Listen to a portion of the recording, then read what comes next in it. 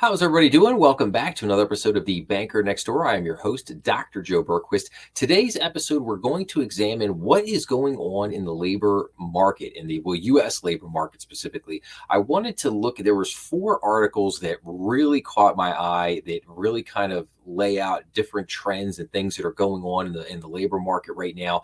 And I wanted to bring them all, hoping that if we go through these 4 articles, we'll get kind of a little bit maybe clearer picture of what's happening right now in the labor market. So let's bring in and let's take a look at the first one here. So this is called Lowest Paid Workers Are Hit the Hardest as Unemployment Climbs to Multi-Year High. And this is from S&P Global Market Intelligence. So it says U.S. unemployment rose to its highest level in nearly 3 years in July, and joblessness is now beginning to sharply impact Americans with less formal education and lower wages.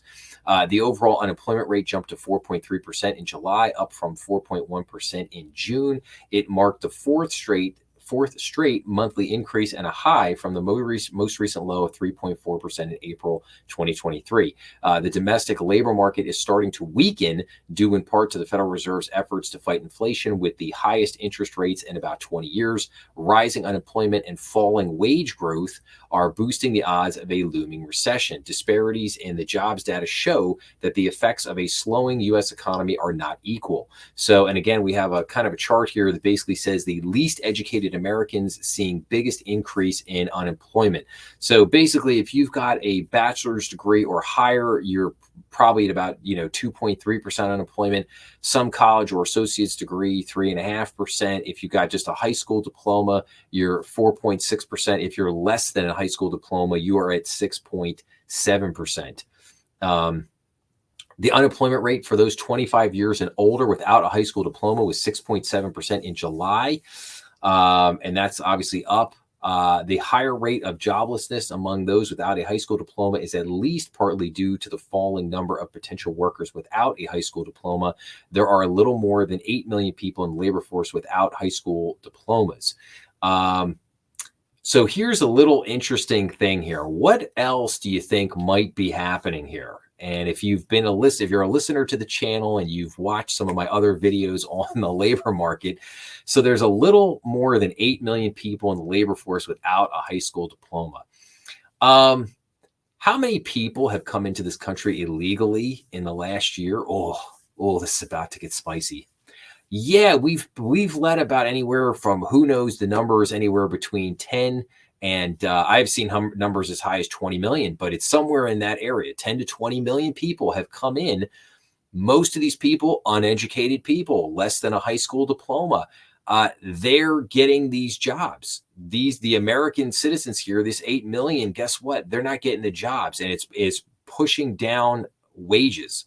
It's pushing down wages because you have basically illegal immigrants that are getting all the jobs right now, and they are willing to work cheaper for less. And this group here, this 8 million of people, they are going to be highly impacted, and they are the most vulnerable, and they're going to be the most affected by the illegal immigration.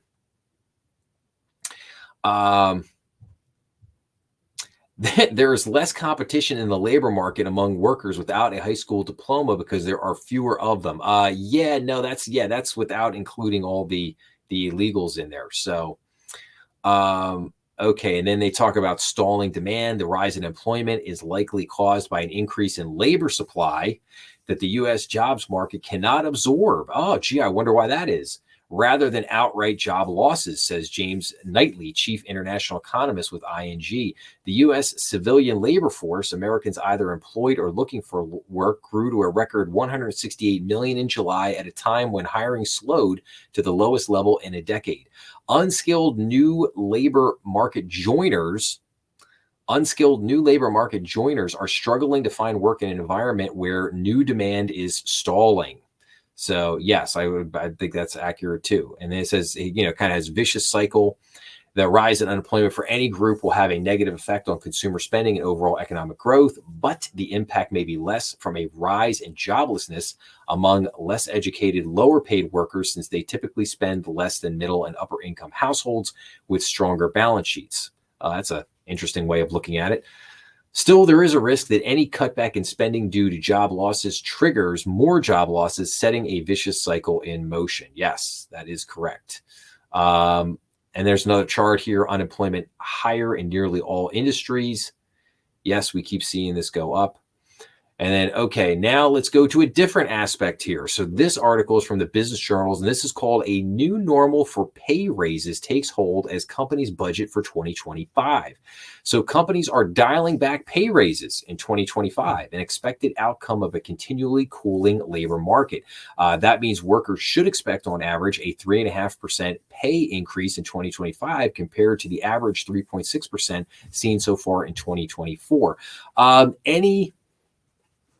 I think any good economist would tell you that before your boss comes to you and says, "Hey, you've done a wonderful, magnificent job this year. I'm going to give you a pay raise, pal."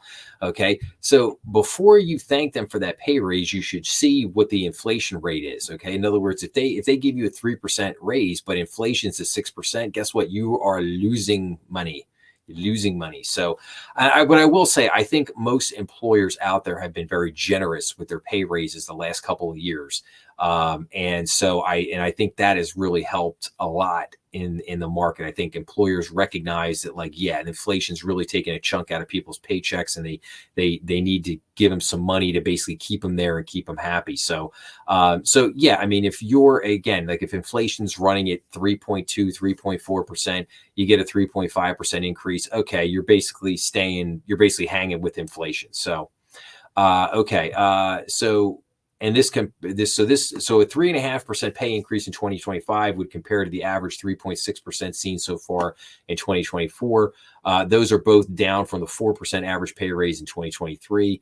The biggest salary bumps will go toward those in science, engineering, and government, while those in retail, customer service, and education will see the smallest average pay increases. So most employees are expected to still get a pay raise of some kind in 2024, about 85% compared to about 83% in 2023, according to PayScale.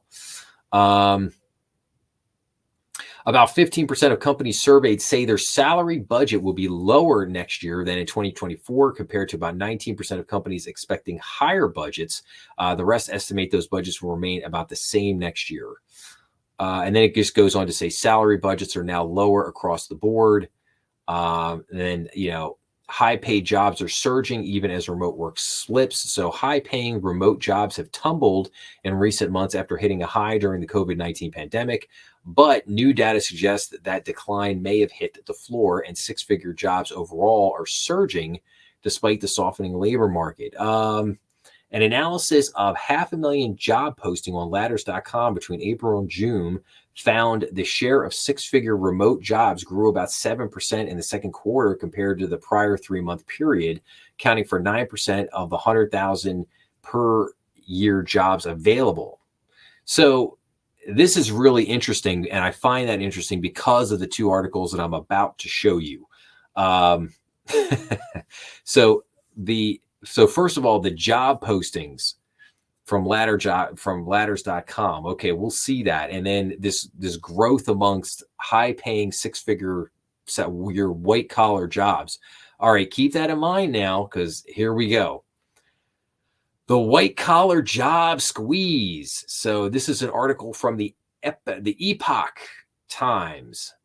So the other day, I was tooling around at the grocery store. Oh, and this is written by Jeffrey Tucker, who is a fantastic kind of economist and noted guy. If you follow him on X or Twitter, I highly recommend you do. He has a lot of great takes on a lot of stuff that goes on in goes on in our economy. So he said, he talks here in this article about the fact that he was kind of tooling around the grocery store, and he goes, I noticed a clothes hamper and a shopping cart in front of me. I thought it was pretty nice. I said so to the person pushing the cart. Yes, I know it's awkward to string up such conversations, but I'm glad I did. I quickly found that the shopper wasn't buying for himself, but for a customer of Instacart, an online ordering service. He was working and shopping as a customer himself. Intrigued, I asked other questions. He has a university degree. recently earned another full-time job and just does this to put money in the bank and pay the rent. Casually digging around further, it turns out that this person is deeply grateful for his second job because otherwise he would be bankrupt and have to move across the country to live with his parents. This whole scene struck me as odd. So the next time I began to wonder about other shoppers and tried the same line of inquiry. As it turns out, several more people were working for various online shopping companies, Instacart among them. They all had similar stories of basically hustles, side hustles, as much as possible in the evening hours to pay the bills. Truly, I had no idea that many people in our grocery stores today aren't there buying for their families, but for other businesses. They are gig workers. It's their second and third jobs. I feel silly not to have known this, but I'm not among those who have used such services, but plenty of people do. And that results in jobs for which people are deeply grateful because they have to pay their bills. My friends, this isn't normal. It has a Weimar vibe, wild economic activity and opportunity amid a scramble to maintain one standard of living. It's a hamster wheel with just enough payoff to keep it turning. Young people should not be doing this, particularly not those with high-level college training and expectations of the good life just around the corner. A story in the Wall Street Journal had gripped me. It's about a kid who attended a very fancy school, Loyola University in Chicago. A degree there costs about $280,000 plus 4 years of lost job experience. You pay it because the credential is great and opens up a world of opportunities. The young person whom the story chronicled obtained a degree in English literature and imagined a future of working for a major publisher, perhaps advising the next F. Scott Fitzgerald. Upon graduation, he started sending out resumes, 10, then 100, then several hundred, then 1,000. Months went by. He heard nothing from any of the companies. Despairing, he started writing to local newspapers. Nothing. Then he tried writing and marketing his material. Nothing. After nearly a year and facing utter bankruptcy, he finally landed a job, a part-time cook, but mostly dishwasher at a local diner. For that, he is grateful. Indeed, please understand, this person came from a wealthy family and went to the highest end school. He got excellent grades and graduated with honors. He had a network. But when actually going out there and trying to find gainful employment, he had come up with absolutely nothing. It took him a long time, but he finally realized that there's nothing wrong with dishwashing. Any job is a respectable job, and all kudos to him for being willing to tell a reporter his story. But here's the thing, as it goes on to say here, it's hardly unique. It's the experience of a whole generation these days. Sending out thousands of applications and hearing nothing is considered normal. A person of my generation cannot imagine this, but it is true. The Wall Street Journal says the white-collar labor market is entering a more uncertain phase after cooling for more than a year. Job insecurity is climbing, and few professionals feel emboldened to change their employment. The lack of turnover is stalling hiring even more as companies rethink their talent needs after pandemic hiring sprees. That much is very obvious. The hiring boom was always fragile and sketchy. Now it is ending as the financial squeeze from inflation eats away at corporate profits and payrolls shrink across the entire white-collar world. A whole generation has been caught off guard. They followed all the rules. They went into massive debt. They did what they were supposed to do on the promise that all would work out in the end. Sadly, nothing is working out after all. Not even the restaurant and hospitality sector is offering gainful employment. This is a huge change from just a year ago when at least young people had the option of serving tables. That's no longer true. Those who have such jobs are deeply fortunate and they know it. It's all the more frustrating for people younger than 30 realizing that the system has robbed them of opportunity and income. Buying a home is out of the question, but not even owning a car is possible. Is being run by people with massive retirement accounts who are over the age of 70. This is the old exploiting the young, not intentionally, but in effect. And then we go on down here. Let's see here.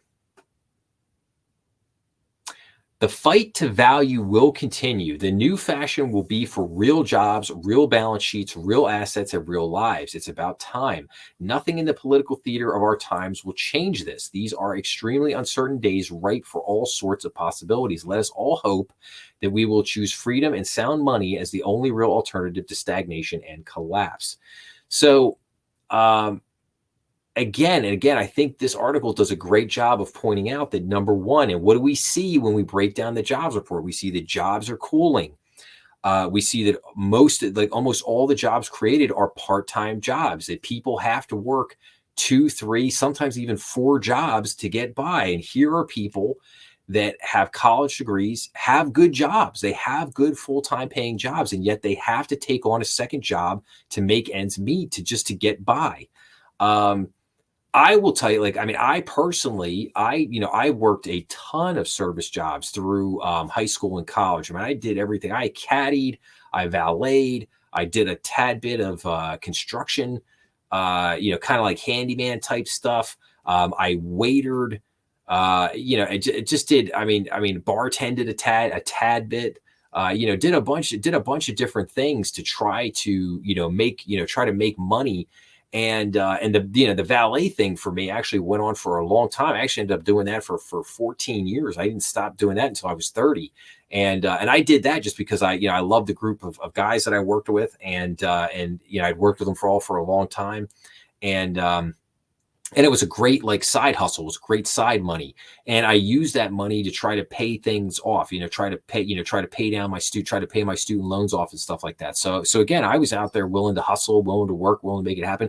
But at the same time, I didn't need that second job to make ends meet and pay my bills. I could have done that with just my regular job. I chose to go out there and work that second job and make that extra money just to try to get ahead of the curve, so to speak. So, and whereas these guys have to do it just to maintain. So, okay, now let's get to the final one. And I think this is the whopper here. Nearly half of U.S. online job postings are fake. So recruitment professionals and victims of ghost posting say the practice hurts everyone, including the companies that create them. So amid complex hiring processes, a shadow is spreading in the U.S. business world. Companies are using fake online job openings to project an image of growth, keep existing employees motivated, and cultivate a pool of possible future candidates with no intention of hiring, according to research. The practice is commonly known as ghost posting, and it accounts for 43% of online job openings across multiple industries. A Clarify Capital survey of more than 1,000 hiring managers showed that beyond fake growth metrics and productivity drivers, 1/3 of professionals claimed that they used ghost posts to placate overworked employees. The phenomenon has caused universal frustration on both the applicant and hiring sides. On average, it can take up to 8 weeks for a job seeker to receive an offer after submitting an application online, according to job listing site Indeed. The process often includes resume tailoring, lengthy applications, and multiple rounds of interviews. That means applicants are wasting hours trying to get hired by companies that aren't actually looking. Consequently, it's not surprising that 55% of Americans say they're completely burned out from job hunting, according to staffing company Insight Global. So, and this goes back to the last article of what we were just saying. The example of the kid who had the great education. He went out there and he, sent out hundreds of, if not thousands of job applications and got nothing, heard nothing back. Well, this is why that is happening. Many hiring professionals say ghost posting hurts businesses that are actually trying to recruit new talent. Creating a pre-qualified pool of candidates for future openings is why 37% of surveyed hiring managers say they ghost post. But some argue that it will have the opposite effect. So ghost job postings are definitely problematic for companies legitimately trying to hire people. And let's go down here. This person has also seen incidents in which professional candidates with perfectly matched skills suddenly face radio silence from hiring managers, only to find the exact job with the same ad posted on repeat every few weeks. Tech companies, recruiters, and staffing agencies are among the biggest ghost posters. So tech companies, recruiters, and staffing agencies, I'll say that again, are the biggest, and I don't think that's shocking. Tech companies are often cited as major users of ghost postings, he said. With how fast the industry moves, maintaining a pool of potential candidates ready to go is key. That way, if a new project pops up or someone leaves, they've already got qualified people to consider. And then productivity theater, fake job listing trend isn't limited to applicants with a broad range of expertise. And let's keep going down here. As like I said, and here's an example here. So a job that was posted 48 hours ago is more likely to be actively hiring than a job that was posted 3 months ago. Companies using legitimate job postings could potentially lose out on qualified applicants if their job listing is buried among fake postings. Bait advertising. And then it rounds out.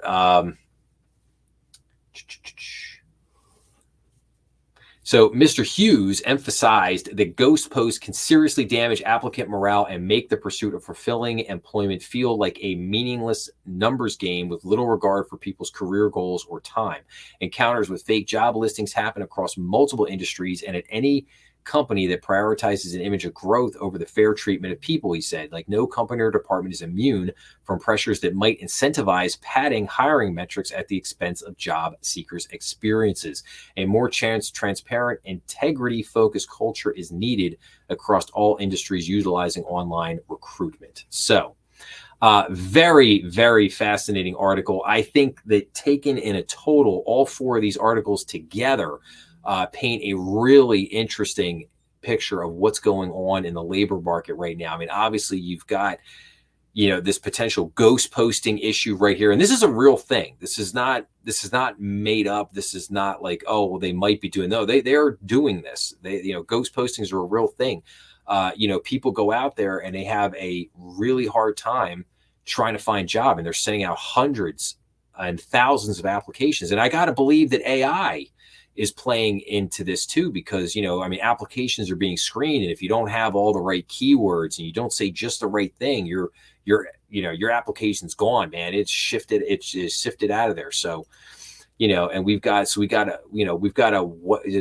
kind of summarize this. What do we got? We got the low end of the spectrum, the least educated getting killed by the slowdown in employment and by the illegal immigration coming in. We've got the higher end being killed by the inflation, not being able to make ends meet, having to go out and having to have 2-3 jobs, have a couple of part-time jobs, side hustles, if you will. Then we've got this fake whole ghost posting thing going on. And now we've got, salaries, again, people are getting afraid. They're not leaving their, the whole concept of the Great Resignation, that's going by the wayside.